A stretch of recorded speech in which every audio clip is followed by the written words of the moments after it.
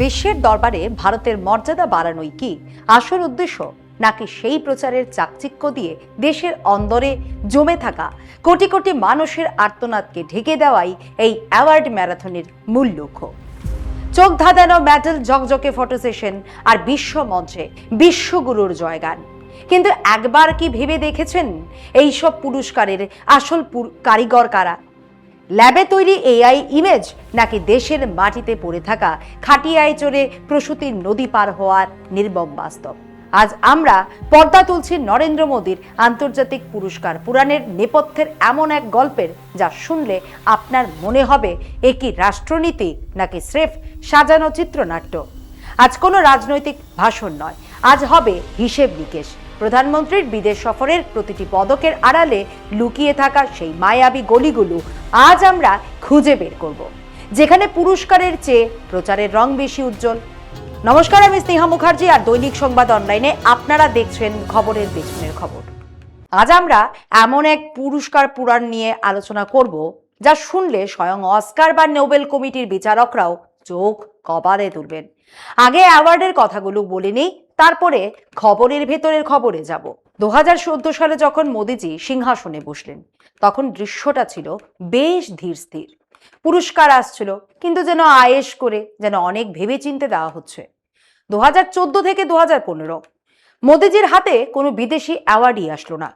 2016 সালে সৌদি আরব আর আফগানিস্তান তাকে দিল তাদের সর্বোচ্চ নাগরিক সম্মান। 2016 সালের 3 এপ্রিল সৌদি আরব আমাদের প্রধানমন্ত্রীকে দিল order of King Abdul Aziz Al Saud.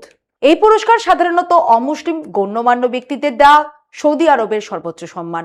তার ঠিক 2 মাস পরে আফগানিস্তান মোদিকে দিল তাদের সর্বোচ্চ অসামরিক সম্মান, স্টেট অর্ডার অফ গাজী আমির আমানুল্লাহ খান। আফগান ভারত মৈত্রী বাঁধ উদ্বোধনের সময় আফগানিস্তানের তৎকালীন প্রেসিডেন্ট আশরাফ গনি মোদিজিকে দিলেন এই অ্যাওয়ার্ড। 2017 সাল জুড়ে মোদিজির হাত ফাঁকাই থাকলো। 2018 সালে তিনি পেলেন 3টি বিদেশি অ্যাওয়ার্ড। প্যালেস্তাইন দিল grand collar of the state Palestine. পরিবেশ ও জলবায়ু উদ্যোগে নেতৃত্বের স্বীকৃতি স্বরূপ রাষ্ট্রপুঞ্জ দিল champions of the earth award. দক্ষিণ কোরিয়া দিল সিওল শান্তি পুরস্কার। 2019-এ সংযুক্ত আরব আমিরশাহী দিল তাদের সর্বোচ্চ নাগরিক সম্মান, অর্ডার অফ জায়েদ। বাহরাইন দিল King Hamad order of the Renaissance. মালদ্বীপ দিল order of the distinguished rule of Nishan Izzuddeen. এখানে প্যারাডক্সটা বুঝুন। স্বদেশের মাটিতে তিনি এবং তার ইকোসিস্টেম মুসলমান বিরোধী হিন্দু তৈরি করার কাজটা জোর কদমে করে চললেও আরব দুনিয়ার দেশগুলোই ওই সময় তাকে বেশি করে পুরস্কৃত করেছে। 2020-তে আমেরিকা দিল তাদের চিফ কমান্ডার পুরস্কার, লিজন অফ মেরিট। সেই বছরেও এই একটাই খেলা হলো। 2021 এবং 2022 সাল জুড়ে বিদেশি পুরস্কারের ভাটা চলল, কিছুটা জোয়ার এলো 2023-এ।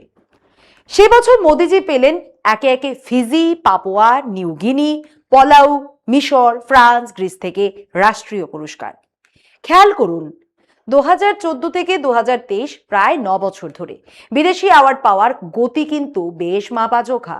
তারপর এলো 2024, খণ্ডিত জনাদেশ নিয়ে শরিকদের ভরসায় তৃতীয়বার তিনি সরকার গড়লেন।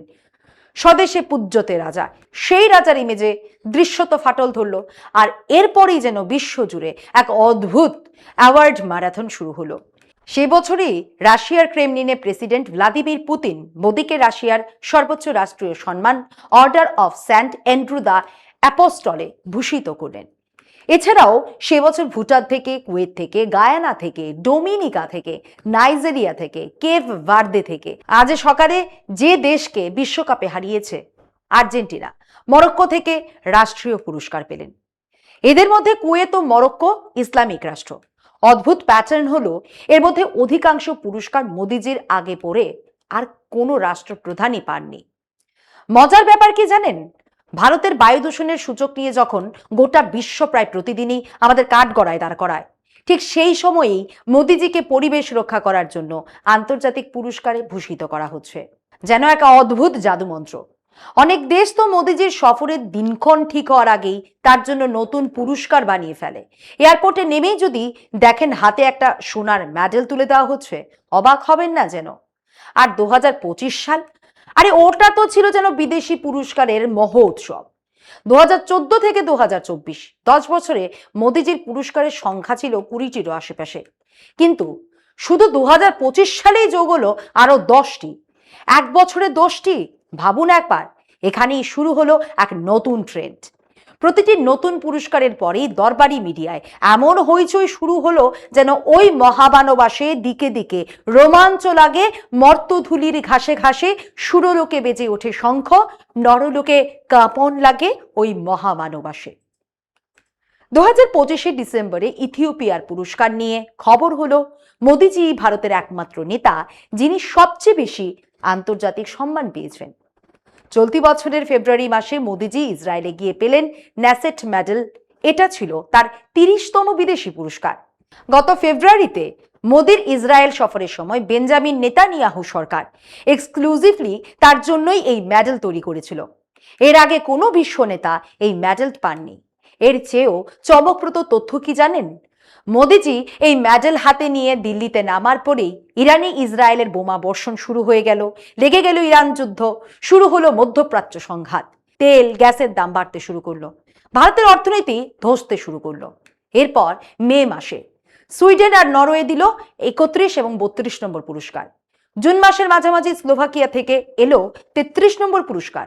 আর সর্বশেষ সেশেলসের পুরস্কারটি পাওয়া মাত্রই সেই সংখ্যা গিয়ে ঠেকলো 34-এ। বুঝুন ব্যাপারটা। গত 2 মাসে 4টি দেশের পুরস্কার, মানে প্রতি 2-3 সপ্তাহ অন্তর একটি করে দেশ তাদের সর্বোচ্চ নাগরিক সম্মান নিয়ে মোদিজির দরবারে হাজির। এত দ্রুত তো অ্যামাজন বা ফ্লিপকার্টের ডেলিভারিও হয় না। কি অদ্ভুত না? এই পুরস্কারগুলো কি সত্যি কূটনৈতিক জয়, নাকি এটা স্রেফ এক গ্লোবাল পাবলিক রিলেশন গেম? এইসব ছোটখাটো দেশ থেকে মোদিজির হাতে মেডেল আসার পরে তার পরম মিত্র শেঠজি সেই সব দেশের কোথায় কোথায় কি কি ঠিকা পেয়েছেন বা পেতে চলেছেন, শুধু না সেই কাহিনী নিয়ে আমরা অন্য একদিন কথা বলবো। এখন বলি এই পদকগুলোর পেছনে লুকিয়ে থাকা আসল রাজনৈতিক রসায়ন। 2014 থেকে 2019 পদকপ্রাপ্তির ধীর গতি।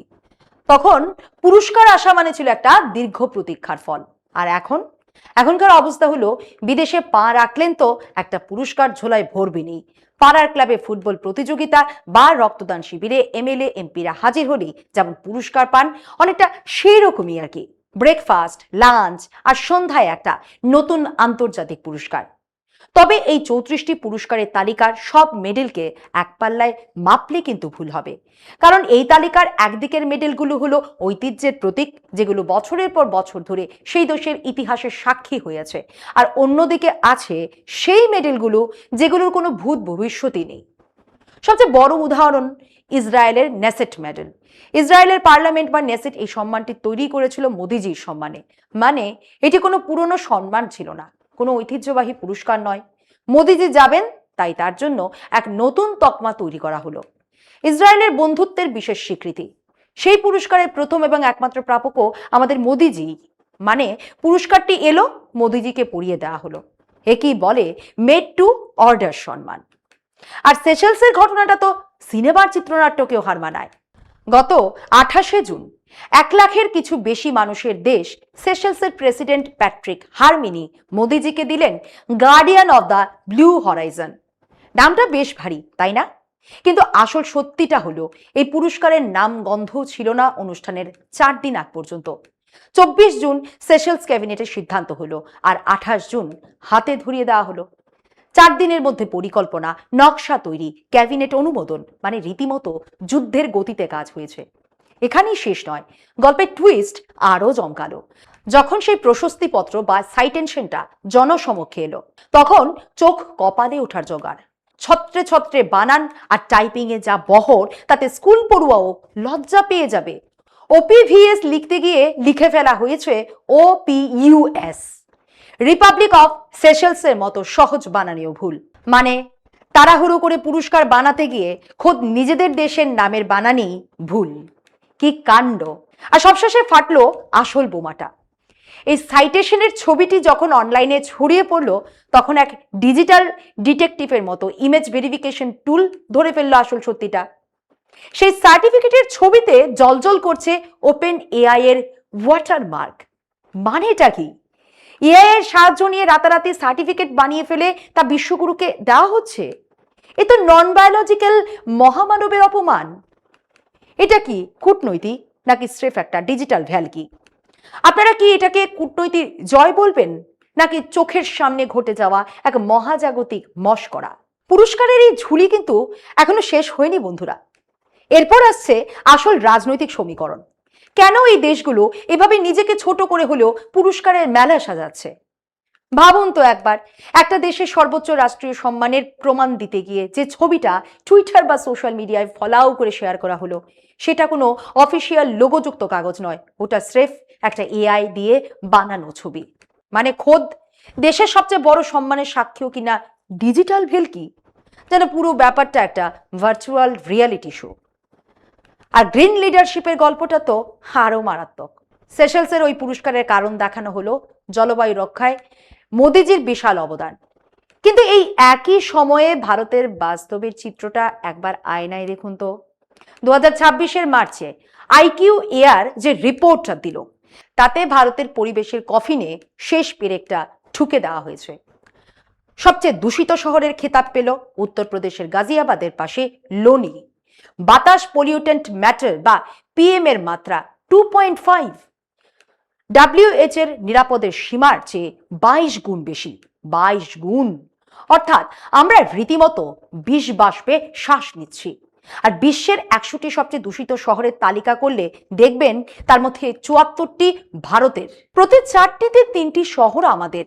আর এর মধ্যেই কিনা মোদিজিকে দেওয়া হচ্ছে guardian of the blue Horizon বা পরিবেশ রক্ষকের তকমা।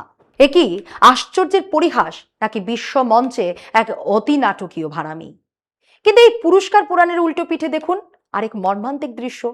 মোদিজি সেশেলকে উপহার দিলেন 6টি আস্ত অ্যাম্বুলেন্স। বাহ, মহতি উদ্যোগ। এক দেশ অন্য দেশকে সাহায্য করবে, এটাই তো বিশ্বভাতৃত্ব। কিন্তু ঠিক সেই দিন, সেই 28শে জুন, যখন সেশেলসে অ্যাম্বুলেন্স নিয়ে ফটো সেশন চলছে, তখন মধ্যপ্রদেশের ছিন্দওয়ারা জেলার অমরওয়ারা ব্লকের হাতন্দা গ্রামে কি ঘটছিল জানেন? সেখানে সবিতা বিশ্বকর্মা নামে এক গৃহবধূর প্রসব যন্ত্রণা শুরু হলো। পরিবার আতঙ্কিত হয়ে সরকারি অ্যাম্বুলেন্সের জন্য ফোন করলো, কিন্তু সেই অ্যাম্বুলেন্স পৌঁছাতে পারলো না, কারণ গ্রামে যাওয়ার রাস্তায় কোনো ব্রিজ নেই।